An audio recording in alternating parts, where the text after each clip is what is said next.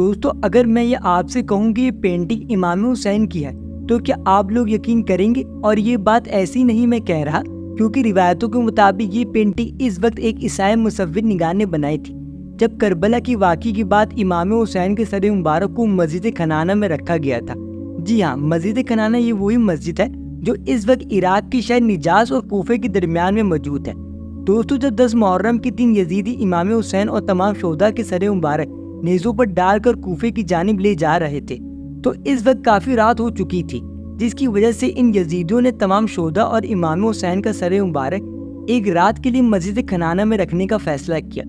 اس مسجد میں ایک عیسائی مصور نگار بھی تھا جس کے پاس نقش کا سارا سامان موجود تھا، اور اس نے ہیرن کی کھال پر امام حسین کے سر مبارک کی پینٹنگ بنائی۔ اور ہر سال لاکھوں کی تعداد میں لوگ اس تصویر کی زیارت بھی کرتے ہیں، لیکن آج سے 200 سال پہلے انگریزوں نے امام حسین کی پینٹنگ چرا لی تھی، اور اب اس وقت امام حسین کی اصل پینٹنگ روم کے عجائب گھر میں موجود ہے، جہاں اور بھی زیادہ پرانی چیزیں، یہاں تک کہ فرعون کی لاش بھی موجود ہے۔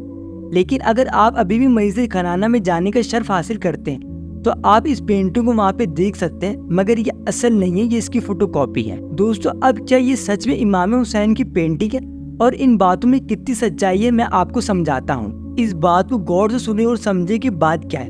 یہ والا پورا قصہ ایک حمزی رومی شخصیت نے لکھا ہے جو اپنی کتاب میں یہ کہنا چاہتا ہے کہ کرسچن کتنے اچھے ہوتے ہیں، اور پھر وہ یہ بھی کہتا ہے کہ امام حسین کی پینٹنگ بنانے والا شخص بعد میں مسلمان ہو جاتا ہے۔ اس کرسچن کو امام حسین کا کتنا خیال تھا، اور یہی والا واقعہ ایم گریز نے اپنی کتاب میں بھی لکھا ہے، مگر انہوں نے یہ سٹوری امام حسین کے لیے نہیں بلکہ ایک بادشاہ کے لیے لکھی ہے جو کہ جنگ میں لڑتا ہے مگر وہ جنگ ہار جاتا ہے۔ اس کے مخالف اس کے سر کو جسم سے الگ کر دیتے اور وہ اس کے سر کو لے کر اپنے بادشاہ کی طرف لے جا رہے ہوتے ہیں، مگر وہ سوچتے ہیں کیوں نہ اپنے بادشاہ کو اس کے سر کے ساتھ ساتھ ایک نیا انعام بھی دیا جائے۔ تو اس میں سے ایک شخص بولتا ہے کہ کیوں نہ اس کے سر کی پینٹنگ بنائی جائے اور ہم دونوں چیزیں بادشاہ کو دیں تاکہ بادشاہ ہمیں زیادہ سے زیادہ پیسے اور سونے جواہرات سے نوازے۔ تو وہ لوگ ایسا ہی کرتے، اس شخص کی پینٹنگ بناتے ہیں اور اس کے سر کے ساتھ ساتھ اس پینٹنگ کو بادشاہ کو دے دیتے ہیں۔ اب آپ میں سے بہت سارے لوگ کمنٹ کر کے کہیں گے یہ تو جھوٹا واقعہ، تو میں آپ کو ایک اور دلیل بتا دیتا ہوں۔ اگر کرسچن یہ بات مانتے کہ یہ امام حسین کی پینٹنگ ہے تو وہ اس کو چرانے کی زحمت کبھی بھی نہیں کرتے، اور اس کو اپنے میوزیم میں کیوں رکھ کر یہ بچوں کو پڑھاتے کہ یہ ہسٹری کا حصہ ہے، کیونکہ ان کو امام حسین کی ہسٹری سے کیا، یہ اسلام کی ہسٹری تھوڑی ہے، تو اپنی ہسٹری بتائیں گے۔ امام حسین جیسی شخصیت دنیا فانی میں کوئی بھی نہیں ہے اور نہ ہی آ سکتی ہے۔ آپ اپنے دل پر ہاتھ رکھ کے بتائیں کہ ایسا ہو سکتا ہے کہ کوئی امام حسین کی پینٹنگ بنائے اور قیامت تک کے آنے والے لوگ اس کو دیکھ دیکھ کر روتے رہیں؟ ایسا ممکن نہیں۔ آپ کسی سے بھی کوئی بھی بات سن کر اس پر یقین نہیں کر لیا کریں۔